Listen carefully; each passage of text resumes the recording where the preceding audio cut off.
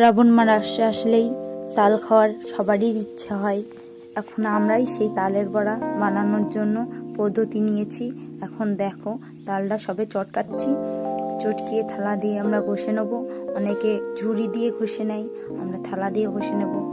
তারপরে ঝাঁঝরি দিয়ে ছেঁকে নেব যাতে ওর মধ্যে আঁশ একটু না থাকে। সেই তাল নিয়ে আমরা বড়া বানাবো। এখন তাল ঘষছি, ঘষার পরে নিয়ে যাব রান্নাঘরে। ঘষা হয়ে গেছে, রান্নাঘরে নিয়ে যাব রান্না করতে। দেখো তোমরা এখন জ্বালাবো তালটা নিয়ে গিয়ে। জ্বালানোর পরে আমরা তাও 10 মিনিট মতো জ্বালাবো। জ্বালানোর পরে আমরা তালের বড়া বানাবো। এখন জাল দিচ্ছি, জাল দিয়ে নিয়ে যাব ঘরে।